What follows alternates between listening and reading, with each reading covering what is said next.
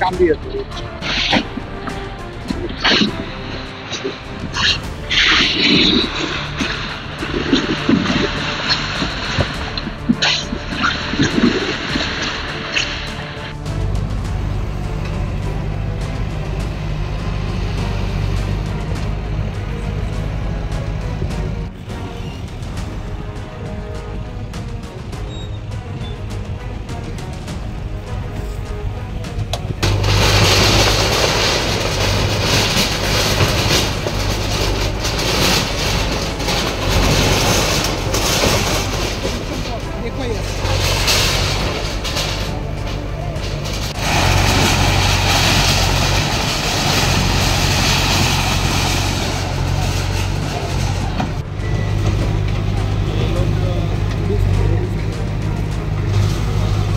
হয় চাওক যোগী সভা পাচনীয়া যে আমি ক'ব বিচাৰিছোঁ যে আপোনাৰ আমাৰ ব্ৰহ্মপুত্ৰ বৰষুণীয়া নদী আমি মোহনপুৰ প্ৰথম খণ্ড দ্বিতীয় খণ্ডৰ বাসিন্দা হয় আৰু আমাৰ ইয়াত ৫ নং চৰ ৬ নং চৰৰ বাসিন্দা আছে।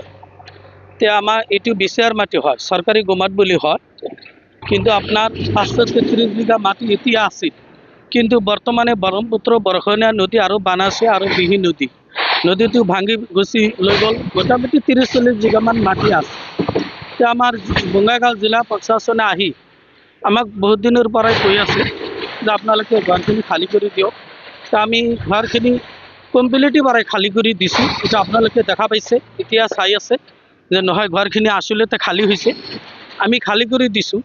আৰু মছজিদটোৰ কথা আমি বহুত দিনৰ পৰাই কৈ আছোঁ, আমাৰ মণ্ডলীয় কতবা অফিচাৰক আমি কৈ আছোঁ যে আমাৰ মছজিদটো যদি ভাঙি ল'ব লাগে, আপোনালোকে যদি চৰকাৰৰ পৰা আমাক এৰি দিয়ে, আমাক আগত ক'ব, আমি মছজিদটো আগত লৈ যাম, গুচি লৈ যাম। কিন্তু আমাক কেতিয়ালৈ কোৱা নাই। আজি আমাৰ ইছলাম এটা ধৰ্ম, আজি আমাৰ এটা ধৰ্মত আঘাত আহি গ'ল যে মছজিদটো আমাৰ ভাঙি গ'ল। বহুত পুৰণীয়া মছজিদ আমাৰ এইটো আছিল, আমি এইটো জেগাত আমি আল্লাহৰ ইবাদত কৰিছিলোঁ, নামাজ পঢ়িছিলোঁ। আমাক যদি আগে যদি আমাৰ বঙাইগাঁও জিলা প্ৰশাসনৰ পৰা যদি আমাক ক'লে হয় যে আপোনালোকৰ মছজিদটো আমাৰ চৰকাৰৰ পৰা অৰ্ডাৰ হৈছে, আপোনালোকে নিজে নিজেই গুচি লৈ যাওক, আমি নিজে নিজেই গুচি লৈ গ'লোঁ হয়। আজি আমাৰ মছজিদটো ভাঙি দিলে, মানে আমাৰ বুকেৰ পাঁচুটো ভাঙি গেল। আজি মাইকিংখিনি হোৱাৰ পিছতো ঠিকেটাক আজি আমি মানে ৰিমুভ কৰিছোঁ ইয়াৰ পৰা জেগাখিনি, যাতে একটু আমি এনক্ৰোচমেণ্ট ফ্ৰী কৰিছোঁ। মানে ৪৫ বিঘা মাটি যোনটো তেওঁলোকৰ দখলত আছিলে, আজি আমি ৭খন JCB লগাইছোঁ, আমাৰ পুলিচ ফ'ৰ্চ আছে, বাকী ডিপাৰ্টমেণ্টো আছে। আমাৰ এতিয়া যোনটো এনক্ৰোচমেণ্ট হৈ আছিলে, দখলত আছিলে বিজিআৰৰ পৰ্চনটো 45 বিঘা আছিলে। আজি এইখিনি 45 বিঘাটো আমি এনক্ৰোচমেণ্ট ফ্ৰী কৰিছোঁ।